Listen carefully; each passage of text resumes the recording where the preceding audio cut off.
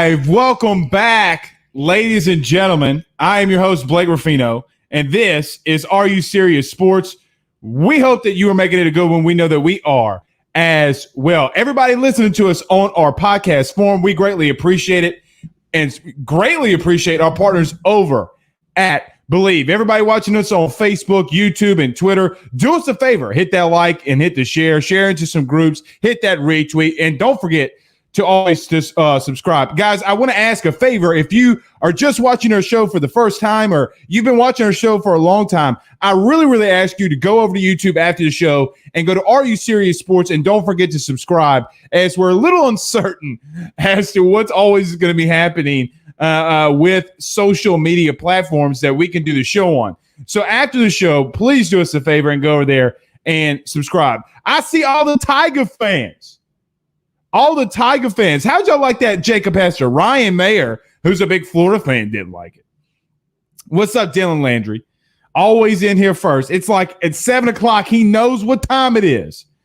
The real deal 18, says Devin Staub. Devin, what's going on, brother? Craig Shilley, number 18, gold.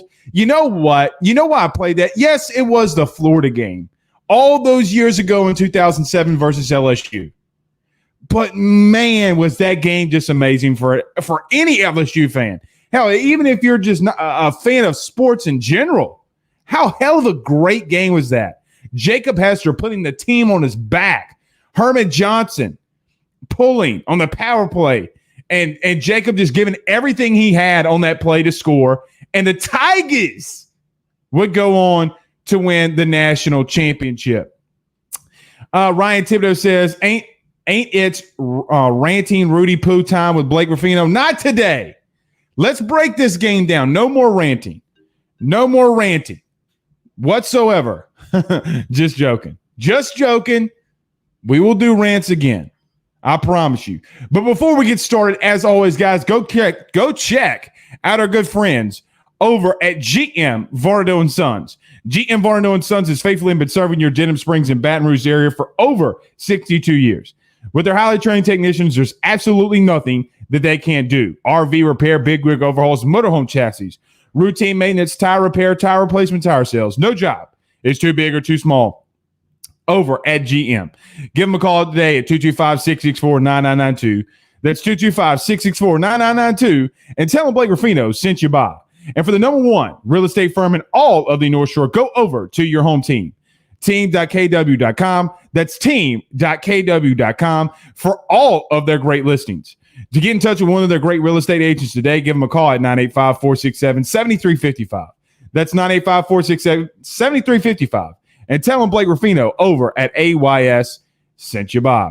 Ryan Mayer says, please don't remind me. Yeah. Carl Dunn, what's up, Carl? He says, the great number 18. Yeah, he was, man. Yeah, he was. All right, well, we do have a good show in store for you tonight. Zac Person, the former and great LSU pitcher, is going to be joining us on stream in his normal time and normal slot at 7:15. Also, we're going to be talking about the LSU game versus Florida this week. What do I want to see? We told you guys on Monday and Tuesday that we felt a little bit that Max Johnson was going to get the start. He is. Per Ed Orgeron today and tonight, it looks like Max Johnson, the true freshman quarterback, son of Brad Johnson, is going to be getting the start for the LSU Tigers. That is pretty significant. That is pretty significant. We're going to talk about that. We have anticipated. I got a whole thing of notes right here and on my laptop or on my computer right here that we're going to talk about Max Johnson and preparing for this, seeing and thinking what he can do to maybe give Florida some problems.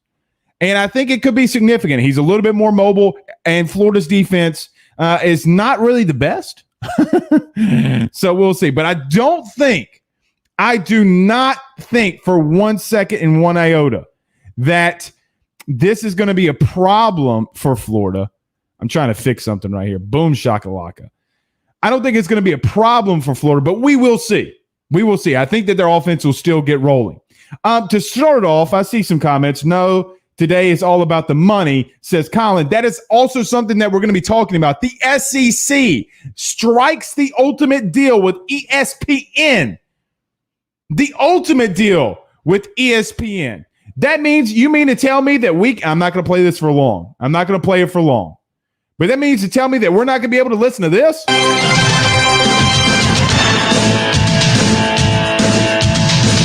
We're not going to be able to hear that CBS music anymore, y'all. That's the only thing, though, that I'm depressed about with that, because Gary Danielson is not something that I'm going to miss. I'm not going to miss you, Gary. There were some two good times that he made some good calls and some good games, but man, is he just Rudy Poo. He's just not good. Kenneth, what's going on, man? Bundy says we can throw the ball on Florida, need to exploit the middle of the field. That's one thing, Bundy, that we're going to be talking about tonight, and why I think that Max Johnson could have some success. The bad thing with Max Johnson is we saw last week he didn't like attacking the middle of the field. There were multiple times in that game against Alabama that he had wide open receivers. I mean, just clearly wide open, even in the end zone, that he was not able to take advantage of it. And that's going to be a problem if he doesn't see the entire field. Now, TJ Finley has struggled to we got a little bit of a hang up. Hold on. We're going to fix it. Daddy's coming. There we go. Okay, we had to get all that out of there. Didn't want to make a problem. Didn't want it to be a problem. Devin Stobbs says, Big Cat, what's good with the good? Who's Big Cat? Am I Big Cat? No. Blaine says, Florida 56, LSU 13. I actually think, Blaine, that I'm going to expect for Florida to, probably score a lot. I think LSU is going to score a little bit. But I come out here every week with my positive nature outside of this week when I've gone on rant after rant. But I think that LSU is going to be able to score. I would love to see them to get Max Johnson in the running game, roll him out some, get some guys in the flat. There was a pass last week to Trey Palmer. Why that kid is still not seeing the field, I know he's been nicked up a little bit. But last week he had a catch for like 13 yards and he didn't see the field. He outran. Guys, listen to this. And why I think the offense for LSU has been a little off-put at times, well, maybe since South Carolina, Trey Palmer ran away from Alabama's fastest defender in the flat and got a first down. And yet, why is that kid not seeing the field? Now, I'm not at practice and we're not able to see stuff, and I get that. But I would love to see him. One thing that I also want to see from the LSU offense this week is please you established a running game last week. You established the run. John Emery busted one long run in the first half. You were getting 5 yards per carry, actually 6.6 yards per carry in the first half, and you went away from it. And I get all of this. People are coming to me and saying, well, Blake, why, when you're down 20 plus, that you're not going to run the football? Well, Alabama was down 20 plus last year, and they kept giving the ball to Najee Harris. Just because you're down does not mean that you completely get away from your offense. Now, if it's middle of the third quarter and you're still down by 20, okay, maybe you want to start picking it up a little bit. But the first 4 drives for LSU coming out to shoot in the second half for 4 and outs. No adjustments. You know what else I want to see? Something that I want to see too is, and I know that you don't want to put a lot of things on your true freshman quarterbacks, but man, if they're in a bad play, if a play that they know is just not going to work, let them check out of it. For crying out loud. Hey, if you got a run call to the right, let them make a run call to the left. Like, let them make checks. I mean, there were times in 2018, it seemed like Burrow wanted to make a check and they wouldn't let him. And then in 2019, he didn't give 2 Rudy Poos if you were going to let him check or not. He was going to do it. Look, you have nothing to lose at this point. Let them live by the sword, die by the sword. I'm not going to say that it's going to be an upset because I don't believe that. I don't believe that it's going to be an upset for and by the way, because I saw someone say, Blake, Derek, I'm going to get to your question. Also, the segment from last night was absolutely fantastic. Hashtag Ask Blake. I love that. That's going to be at the end of the show. As soon as Zac Person is off with us, we will do the Ask Blake again. I thought that was pretty cool. You know what I think is awesome is sometimes shows just take a trend for their own, like they're their own. It's like a different day. It's like a new episode. Oh, wait, it is a new episode. But it's just a new adventure every time we do that. So I like that segment. We're going to do it again. But Derek asks, does the blocking scheme change now that you have a left-hander likely playing the whole game? Derek, that's a fantastic question. Yeah, absolutely. I mean, does the scheme change what you want to attack? Yes. The blocking scheme is always going to be pretty much the same, especially right now. The biggest difference will be Alston Deculus being the blindside tackle, but I really don't think, and in my experience, I don't know, but I've never been I've never been an offensive lineman for a left-handed quarterback. Now, Terrence McGee, who was a former LSU player, I played with, Derek, and we never really made big, elaborate switches. Like, we didn't change much. Now, we did switch our tackles up a little bit. Well, we didn't switch much, but he was a freshman when I was a senior. So he was our starting tailback. He that's what he did. So does it change some? Yes, but I hope that they are able to establish the running game and get that going. That's what I hope. That's what they need to do. Blaine says Florida 70, LSU 6.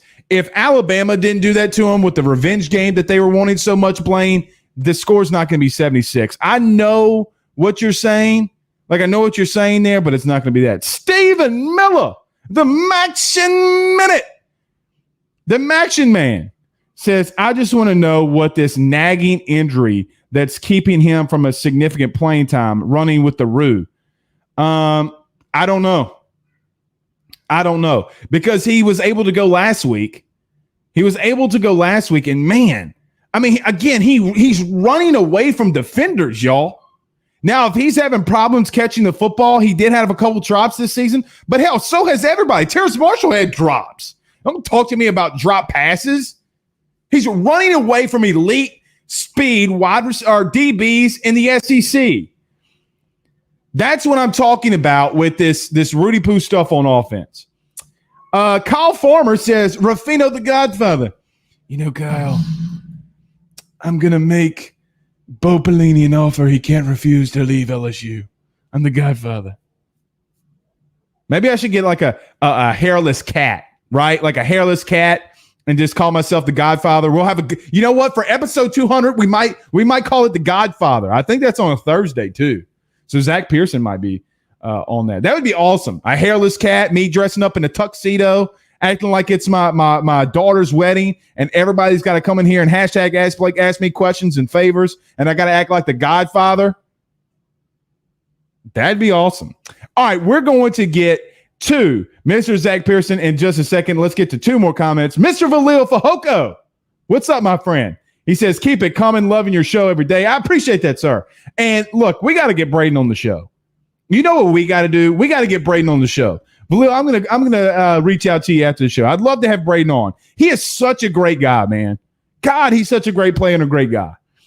Kyle Farmer says nagging injury equals 6-game drug suspension. I'm going to stay away from that one. Kyle, you got to stop saying stuff like that. You're going to get me in buku's amounts of trouble. Okay, we're going to be getting to Mr. Zac Person, but something I missed yesterday, so let me not forget, is everybody, you got to go check my good friend, Mr. Michael Bazile, our financial advisor. Guys, if you live for it, I've told you every single night, if you live for it, you better plan for it. Give him a call today at 504-343-1576. That's 504-343-1576. And tell him Blake Ruffino from AYS sent you by. And that really is his house, by the way. That's how much money he makes. He makes bank. Actually, it's not. Mr. Zac Person is on with us. What's up, Zac? What's going on, man? How are you? I don't know, but I do have a question for you. It's been a long week to be an LSU Tiger fan. Okay. I'm just gonna ask, and I'm gonna keep it calm because I've been kind of fired up Monday and Tuesday. Zac, okay, from your perspective, how are you feeling about everything that's going on at LSU right now? As a former player, as an alumni, how are you feeling? Are you talking about like all of it? Just everything? I'm talking about all of it. I would say that my opinion has nothing is nothing new, but basically there is something very fundamentally off right? To go from where we were at the beginning of this year to where we were 6 months ago. Right. It's a decline that I have never seen in my entire life. I don't know what the problem is. There is something very fundamentally problematic there, and I think that it's someone's job to find it really quickly. How do you do it? Because look, and here's the thing. Look, I was on a very dysfunctional team, a football team at Southeastern, like extremely dysfunctional. Okay. Mm-hmm. We knew what the problem was. We knew, the coaching staff knew what the problem was. Everybody, like fans knew, parents knew, everybody knew. And I'm not proud of this, but we had players that were going up and just saying, enough's enough. Screw them, screw the coaching staff, screw everybody. We got to go out there and play for pride. Could this be changed from a leadership standpoint? Because if so, Zach, are scars just too hard to heal sometimes? I guess it depends on who your leaders are. I mean, you had, for a stint there, we had Terrace Marshall trying to do and say everything right in the locker room, but then he opts out for the next, for the rest of the season within like, what was that, a week? Yeah. So I guess it kind of depends. Literally a week to the day. Yeah. So like, who are your leaders in this situation? Are we leaning on the young guys that we're giving reps to? Are we hoping that they pick it up next year? But then even with that, now we're seeing there may be some unhappy players in that group also. So I don't know. I don't know how you pull this out. Who's your leader in this situation? Is it someone who can fix it? Well, I mean, time will tell. I don't know. Zach, let me ask you this as a former player, and I'm not sure if you heard Ed Orgeron's comments Tuesday, but Eric Gilbert is transferring out. Okay. There were some comments that Ed Orgeron said that some people have said that needed to be retracted because maybe he was protecting the player. But he said that his body was hurting, and that's why he wanted to leave LSU. Now, there's some different things going on that people are saying behind the scenes with Eric Gilbert. But even if that's so, do you think that look, this is not a Trash Coach O segment. This is just talking about what's realistically going on here. Would you have this kind of player just been like, man, why did he say that about his body hurt? And like everybody knows it's football. Yeah, well, what's the issue here? What are we talking about? The fact that Coach O said the reason at all? Yeah, I guess so, Zach. And it's really hard to ask that question, like, hey, as a former player, if a coach ran out there and said somebody's body hurts and he doesn't want to play, but he doesn't have an injury, like as a former player, would that affect you? I mean, I know what my feelings would have been, but I don't know if that's the case. But don't you just take that as a little bit of a, man, like, what are you doing?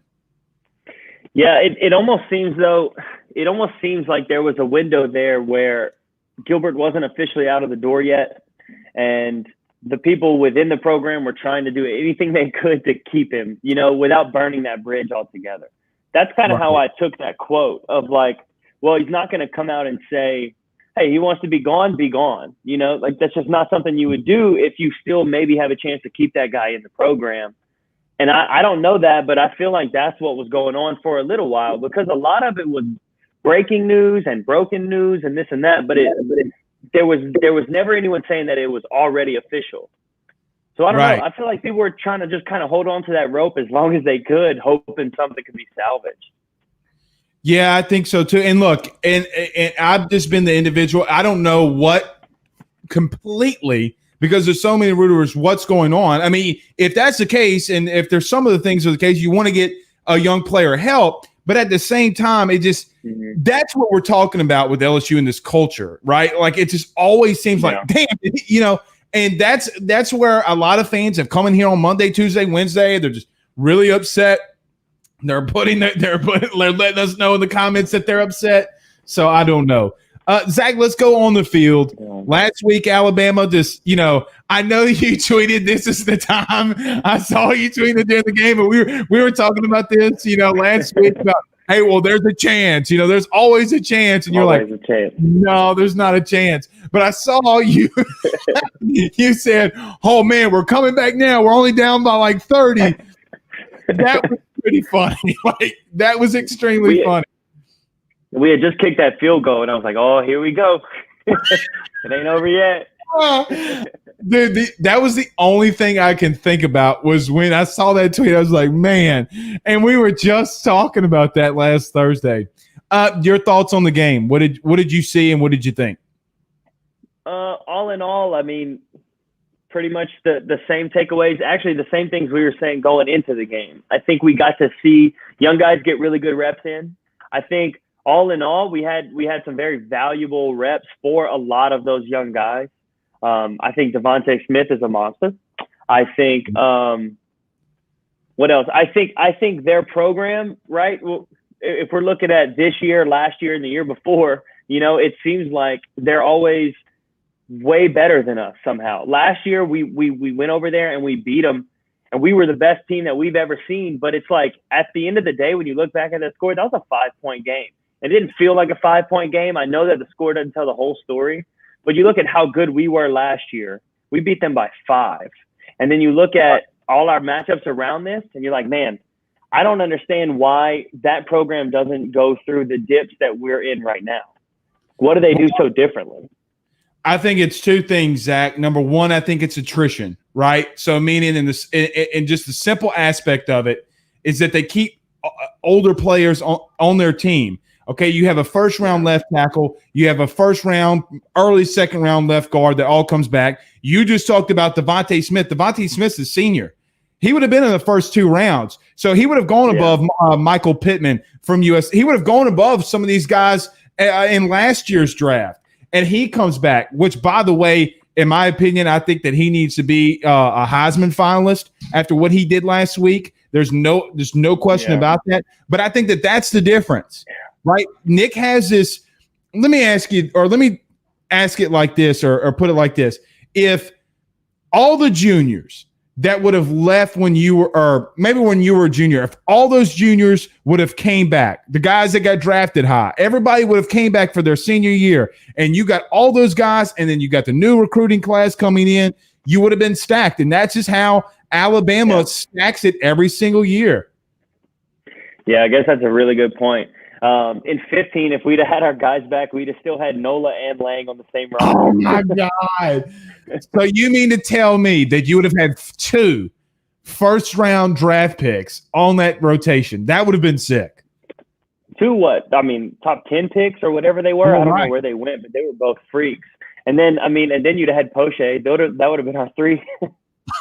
Oh, hey, dog, listen. Gross. Jared Poche, for all of his craziness, and people were like, oh my God, he threw a ball 81 miles an hour. You couldn't hit it. I mean, I love that guy's game. I mean, he's got the most wins in LSU baseball history. I know. How crazy is that? The winningest pitcher. You look at the guys who have gone through LSU, none of them won more games than Poche. And that's nuts.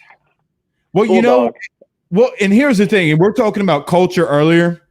You remember in the College World Series when they lost to Florida, Maneri came out and said that Poche knocked on his door at 5:30 in the morning of game day, right? Banging on his door, saying, put me in the bullpen. I'm ready to go. And he was like, Poche, what are you doing? And he's like, I can't sleep. Put me in the bullpen.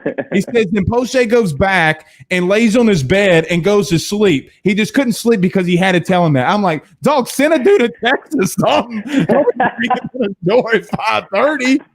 But that's the kind of leadership you need. And look, they were in the College World Series against Florida of all teams. Yeah. You're playing them this week. Anyway, I get fired up. That kind of stuff really gets me going, gets my gears a grinding.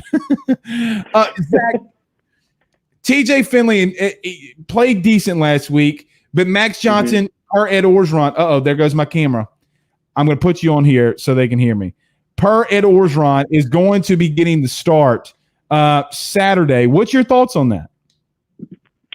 I think it's a very important thing for us to see. I think he's been playing well in the snaps that he's been getting, but I also think that there's a difference in the way that the defense treats you whenever you're the starter and you're getting the very valuable reps at the beginning versus whenever you come in already losing by a lot. So I think it's very, very, very, very important to see is he as effective in those beginning of the game snaps as he is in these snaps? Because if so, we can reevaluate his talent set completely differently.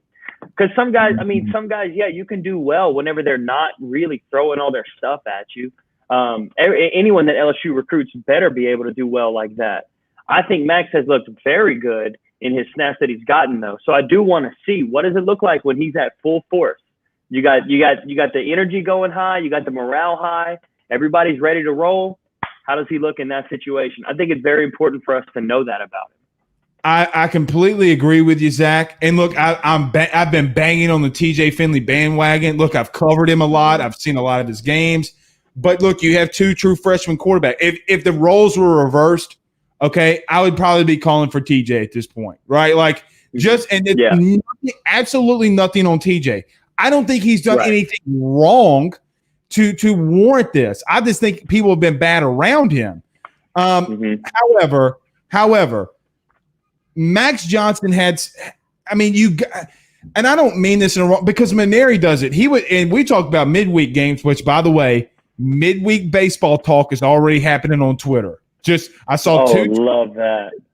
I saw 2 tweets about it today. I'm getting fired up for baseball. Anytime people talk about midweek games in December, I start getting fired up. I know it's that season. It's Christmas time, But he always would say, look, I'm going to give a guy a chance.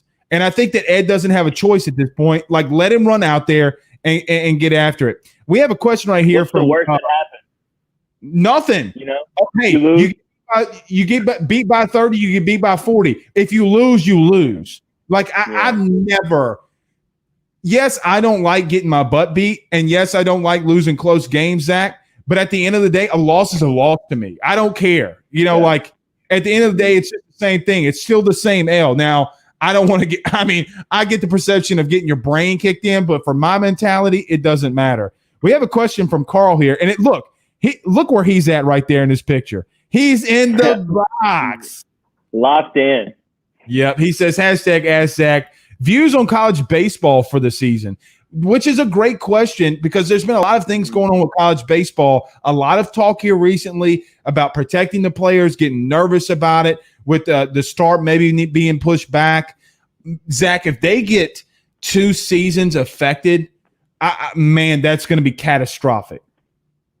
It is, especially because most baseball programs in the nation do not make money, right? They're already financial black holes for their university. LSU is lucky enough to be one of the few that does profit, but not many of them do. I think March Madness as well, though. If both of those seasons, baseball and basketball, get hit the same way they did last year, it's really, really going to be tough for some of these sports to return from. Zach, I can't agree with you more. And look, March Madness is a multi-billion-dollar business, right? And so it's an interesting stat that you throw out there because I remember looking it up because it was a big topic for whatever reason. Did you know that there's 9 universities, and I forget the ones out of the SEC, but 9 universities that profit from baseball? 5 of the 9 are from the SEC. 5. I believe that, and I would bet that one of the others is Texas because of their TV contract. Well, I don't know all the 9 though. It was Texas. I want to say Oregon State broke even. Okay. I forget the other ones. In the 9. But listen to this. What I thought was crazy: South Carolina, with all of their World Series championships, doesn't even turn a profit. Believe it or not, they didn't turn a profit in 2015 and 16. Now they were down a little bit, and they were doing some things. But the last time I checked, in 2015-16, they didn't profit. And I think 18 they did, 17 they did, 18 they did, and then we didn't have 19. So it's like some years they do, some years they. So, but I thought that was really, really interesting. Zac Person is our guest. If you have any questions for Zach, hit us with the #AskZach without the K. Without the K. That's right. Zach, That's right. What do you think that LSU needs to do moving? I know I've asked you this, but what do you think that there's a lot of rumors going around, and I want to be careful here. And I know that you've probably seen the Ed Orgeron hot take, the coordinator stuff. I don't want to put you on the spot with that, but what do you think that they should do? Do you think that they should possibly maybe get some more coaches in here? Uh, I mean, it's impossible to predict that fans will be 100% ready to roll next season without some change being made. And I don't necessarily want to call for any guy's job because I'm not that kind of person. But at the same time, it's like, man, if we really want to put all this stock into the culture is going to change and we're going to get right back on track, there has to also be somebody making a move to show that. They can't just say it, because before this season, they said they had the best defense we've ever seen, right? But they've said a lot of things every week, but we're not seeing many moves being made. And maybe they don't want to make moves in the middle of a season in a pandemic. I get all that. In a losing season anyway, I totally understand if they want to hold on to something. But if they want to try and lead the whole fan base into believing that something's going to be different, I think they have to show that something's going to be different. I agree. Derek asked you, #AskZach, what do you see happening in the MLB draft if another college season is missed in Major League Baseball? That's a very, very damn good question. I don't know, Zach, if they can do 2 years for recruiting purposes, if they can, and not just recruiting purposes, but MLB purposes, if they don't do a full draft again, they're going to have to go through it, right? Yeah, I think so. And I think with the way they did the eligibility stuff going into this year from last year, I don't know if they can have these players rolling over again. You know, you may have some guys, if they end up banging this whole season, right? Let's just go most extreme hypothetical. You'll have some guys who are still sticking around maybe after they needed to, and then still trying to get a draft spot. I think they have to just go full draft. You got to go off of what, you know, I mean, I don't know, showcase stats. I don't know. You got to go off of something. You know, Zach, I talked to it's FCS for football, but how do I say this? I talked to a lower school coach in baseball. I think it was about 6 or 7 days ago in the state of Louisiana. And he told me that he's not hoping for it. Don't get it wrong. Like, they want to play. Right. But he's like, man, could you expect if something like that happens and players got to transfer and we can get some of those guys to come on our team, how much more baseball would be? And look, Southeastern's where I played and I graduated. Could you imagine that series between LSU and Southeastern with some players, you know, hey, Southeastern got 4 guys from LSU. Now they're coming in. They're contributing. That would be a storyline in and of itself. And maybe, Zach, this might be good for college baseball because you have all these guys in here. And look, I get the NBA draft and players only being able to play for a year, but I think that this could be very good for baseball, college baseball, looking forward to with all the talent that's on the field. That actually would be pretty neat to be able to see some of these programs hoard the best players, and then they'll hold on to them for 2 years, not seeing the field. They'll play 1 year and they'll get out, right? It would be pretty cool to see some of these really good young players who may not be able to play at this specific spot go play at other schools. That actually would be really competitive. I think that'd be awesome. Well, you've seen in basketball a lot, like they hoard seniors and juniors. LSU went out and got 2 basketball went out and got 2 seniors and guys that can contribute. I mean, it would be great for college baseball. Zach, something that I've really, and I know that we've talked about it. I know that we've talked about it. And I know I kind of put you on the spot a little bit, but it's kind of tough not to talk about some of these tough questions, right? But let's get to some fun stuff. What are you looking forward to at LSU athletics? What's the biggest thing once post-pandemic things start getting back to normal? Is there something that you maybe just athletic, or maybe not even sports in general, but is there something that you're missing that you want to get back to? I actually have a weird answer to that. I think I want to see Will Wade's team make like a really awesome run. I think that's something that LSU fans have been really craving for a while. And I just think it would be so cool to see. Football had the greatest football season we've ever seen a team have, right? Baseball's always in it. They'll make their deep runs here and there. You know, like we haven't had fans haven't had to crave a really good football or baseball team in a while now. And I would love to see that Will Wade, like the whole, like American Gangster story come back around and him just be like, no, I don't care what y'all say about me, but through it all, here we are and we're balling. And I just think it would be so cool for the fan base.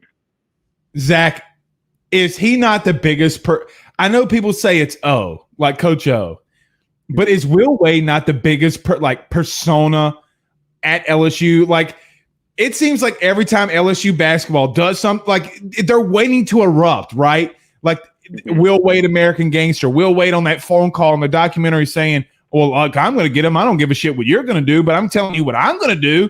I mean, like that American Gangster, like, is LSU basketball ready to explode? And if they do, could you see him building a small little dynasty here? Oh, if they win, I mean, LSU as a school will recruit itself. If they have a program that's respected and a coach that's respected, they will recruit themselves. Because you already have, I mean, you can just bring them to any baseball game and say, there's no other team in America that has a fan base like this. You can bring them to Death Valley on a normal season and show them there's no other stadium that rocks like this one. And you can just be like, look, everyone's craving that indoor sport to be able to go to in the middle of December. That's where they want to be. And you can recruit all these studs for that. I really believe that the school can recruit itself. And I think Will Wade would be the one to get that going. I do too. And I think it's interesting, Zach, to see what he can put together. I think it's interesting because, look, I love it when – I might be crazy here. I love it when he goes ballistic on the sidelines. Like, I absolutely love it. When he's chewing a ref out, it just reminds me of, like, the old school, like what happened the other night? Something happened where, Sharif O'Neal took the charge, okay? And they called it on Sharif, and he lost his ever-living mind. And the sound went mute. Like, you couldn't hear even the announcers, and I'm like, oh, he's cursing somebody out. Oh, court mics. That 2-second delay on the court mics got him. Oh, dude, it went silent. I literally, my wife was sitting on the couch, and I'm like, damn, what happened to the TV? Got me smooth. And I'm like, turn it up. And then when it came back, it was super loud. I'm like, damn, what was that? And then I saw it on Twitter, like, oh, Will Wade's chewing somebody's butt out. And what's crazy is I didn't even think about it, you know? One of the coldest things I saw Will Wade do so far, I'm a UL fan because I grew up here. They were the closest team to me. So I really do pull for them. I don't buy into the like fake rivalry. I don't buy into any of that. I support UL. But the basketball season where they were like, their coach was kind of talking. He was kind of chattering here and there before the game. And LSU was beating him, and Will Wade called timeout at the end of the game just to let the crowd cheer. I thought that was so cold. And then after the game, they asked him about it. He was like, if I'd have had more than one timeout, I would have called more than one timeout. Oh, I remember that. Let him sit there. Completely flexed on him. Zach, you brought up something interesting. I gotta get to it because I've had a lot of pushback this week because I go on a lot of local radio shows. I go on 2 in Lafayette, and I said that this week that if LSU's not careful, and this was before the bowl ban, I said, look, if LSU plays UL and gets beat, that can't happen. Like that's just something that can't happen. So then I started getting all these messages and all these tweets, everybody hitting up my DM from Lafayette people. LSU fans, yeah. I can't believe you said that UL would beat LSU. I had no idea. I was kind of making a joke, right? Like saying, hey, you better be careful. And Zach, I swear to God, probably 30 people sent me a message saying from Lafayette, how dare you, ball? B-A-W. How dare you, ball? And I'm like, what the hell is going on? So can you take me through that? Because I'm not from there. Can you break that down for me?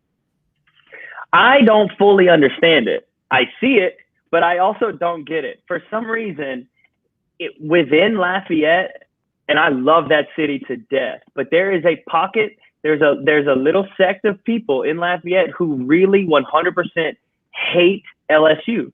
And if you're wearing like purple and gold over there, which everyone in the state wears everywhere, they will like you'll get eyes from them. You may get like snide comments. It's very bizarre. But for some reason, there's a pocket of people in Lafayette that absolutely are disgusted by the LSU Tigers. And I don't know. I pull for both teams. I don't care. But I do too. I do too. Like if they do something good, I'm going to talk about them. But man, when I get off the radio and I go to pick up my son from daycare and I'm on my way home and my phone is literally buzzing off its ass and it's like, how dare you BAW? And I'm like, yeah, man, you would have thought that I put Tony Chachere's in the gumbo, right? Like you would think that I made a cardinal sin here, man. Like I'm back on MySpace. What I'll say about them is that they have, as a city and as a culture and everything, they have all the aspects of what makes LSU fans so great, right? It's that same exact party/Cajun idea. It's all like based around the support and everything. So they really just have an amazing fan base. It's just a smaller fan base than what LSU has. So I guess I kind of see it that way, where like LSU would be his comment. LSU fans would be willing to argue with any other SEC school, I guess. So, like, maybe I see it in that sense. I just don't see how those two programs are related. I have no idea. I remember it a little bit when you talked about that Will Wade thing and calling the timeout. I remember that a little bit on social media, and people were like, oh, yeah, well, your gumbo sucks. You probably put chitlins in it. And I was like, hey, man, I didn't realize it was this big, but whatever. Zach, all right, last question, last part of the segment. I wanted to do this because I know that we talked about MySpace and stuff last week, but I wanted to try this. Is there anything interesting that happened to you this week that, something from the past that maybe brought up? We talked about MySpace last week. I saw an old commercial on YouTube about a Nintendo 64 this week, and I thought to myself, man, I got to go find me a Nintendo 64. Anything like that this week? I don't think so. I'm very confused by the question. That's on me because I can't articulate that, but I know that we talked about MySpace a lot last week. And I was thinking about old things that are past, maybe. That's how I should have asked the question. Is there anything that you saw this week that of your past that brought back a lot of memories? I'll give you one for mine also this week. Teenage Mutant Ninja Turtles was on HBO Max this week. Not the real life one, right? With April O'Neil and the Shredder and stuff like that. So I thought it was a blast of the past. I can't say that I had that happen to me this week, man. I'm trying to think of one. I wish I could. I can't think of one. I should have asked you about that before, but I was thinking about it, and I was like, maybe we could go back to a blast of a past, and it was a stupid question. But it's okay because you're Zac Person and you're on AYS. Zach, we appreciate you coming on, man. Tell everybody where they can find you on Twitter and stuff like that. Twitter, Zac_Person, spelled like person. That's pretty much the only one that I deal with on a daily basis. So hit me up, find me there, send in questions. I like to have fun on there. Hey, what was your somebody said something on Twitter last week, and we forgot to talk about it. There was another Twitter handle like Zac Person Dancing. It was like a persona Twitter account. Dancing, I don't know. One of my buddies from LSU started a parody account at one point, and he would just say very stupid stuff. It was essentially, I don't even know how it got started. It was essentially like Chuck Norris facts, but he would just put my name in place of them. And it was so stupid. And what's bad about it was that it would actually kind of annoy me. It wouldn't annoy me like to that extent, but I'd be like, man, this guy's gonna make other people think I think of myself this way. I know. So I was like, it's gonna be so bad in the long run, but it is funny to look back on. There was actually a parody account made of Blake Ruffino. It was parody Blake Ruffino, and one of the tweets was, "I love chocolate chip cookies. Although I do love chocolate chip cookies, that's not something I'm saying." It just comes out. All he said was, or all this person said was, "I love chocolate chip cookies, man." I mean, I do, but God, dog. What was another one? This food I'm eating right now is Rudy Poo. Like, why is it always food? But anyway, go ahead. No, I was saying that there was that one lady, Miss Kellyanne, who brought up our teddy bear that we made in 15. Do you know the story with that? No, keep going. Tell us about it.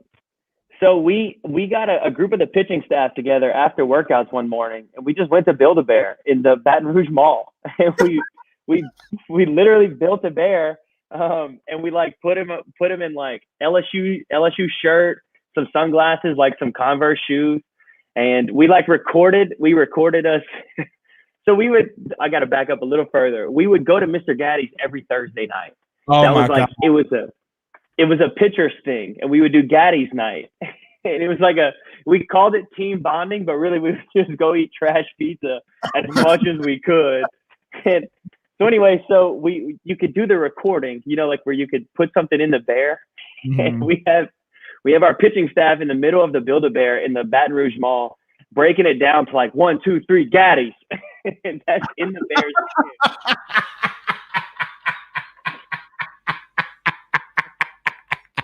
Bro, that is golden.